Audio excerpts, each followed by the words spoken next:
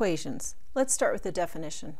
Linear equations can have any number of variables as long as the exponents are not greater than 1.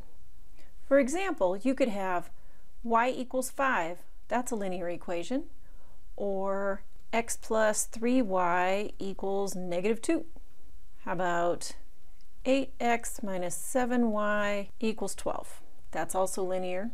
1/3 x is equal to 4y. You could even have other variables besides x and y, like x plus y plus z is equal to 9. That's a line in three-dimensional space. Pretty cool, huh? Okay, the third thing that you need to know is that the graphs are always lines. And that's where the name comes from. Linear equation. The graphs are lines. No curves here.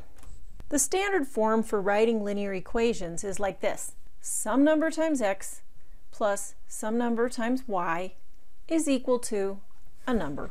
A, b, and c should all be integers in this form. And usually we like that lead integer, that a, to be greater than 0. Here's an example. 3x minus 5y equals 10. Now that is standard form even though you see a subtraction sign, because that's the same as 3x plus negative 5y equals 10. In standard form, one of the handy things is it's really easy to find the intercepts. So let's start with that. The intercepts are where the graph would cross the x-axis and also the y-axis. The y-intercept is what you get when x is 0, because if you imagine a line like this, it's going to cross the y-axis when its x-coordinate is 0 lined up with that y-axis, right? And it's going to cross the x-axis when y is 0 and it's right on that x-axis. Those are the 2 points we're looking for right now. Those are important points, so we often look for the intercepts. And my suggestion is just to make an xy table and put in zeros. So this is the x-intercept over here. Now let's go look for him. When x is 0, we can do something called fingertip method. Here's what happens. When you plug in zeros, like 3 times 0, you just get 0, right? And it sort of just wipes out that term. So let's try it. Think about it this way. If the x is 0, just cover up that 3x term and solve the remaining equation. So if I have negative 5y equals 10, I just divide both sides by negative 5. So y is negative 2. Now let's try the fingertip method with y equals 0 to find the x-intercept. So when y is 0, that negative 5y just drops out of the equation because it's 0. So cover that up with your finger and see what's left. We have 3x equals 10. So let's divide both by 3. So x equals 10/3. And that's how you find the 2 intercepts. Now you could just graph it based on that. You could graph those 2 points and connect them and you would have a graph. Let's find the slope.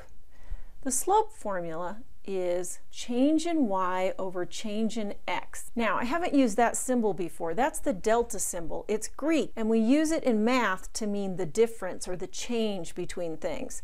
And we love abbreviations in mathematics. So that means the difference between the y's over the difference between the x's. And that implies subtraction. So let's do it. How about if we subtract in this direction?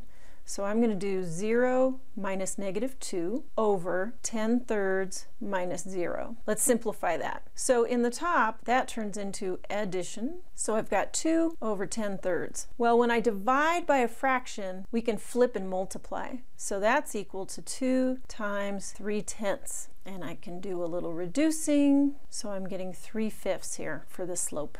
Now let's look at our slope and let's look back at the original equation. See this? See this? Interesting. So this looks like slope is going to be equal to the a value over the opposite of the b value. That's an interesting pattern. And in future examples, we'll see if that pattern holds up all the time, but I think you can count on it. Okay, now let's look at this example. We have some other form that is not standard form, and we want to move it around to make it into standard form. We want the x and y on the same side. We also want to get rid of those fractions. Let's start with our original equation, and let's move that to the other side. Looks like I need to use subtraction since it's positive. Now those aren't like terms, I'm just trying to move the x over to the other side.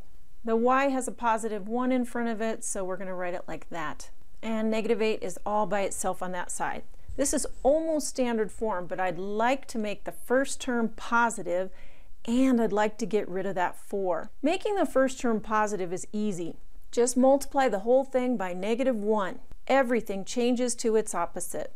Okay? And now let's get rid of that 4 in the denominator. Let's multiply everything by 4. So the first term, the 4's will cancel and I just get 3x. But for the next two terms, I do have to multiply by 4. So I get negative 4y equals 32. And that is standard form.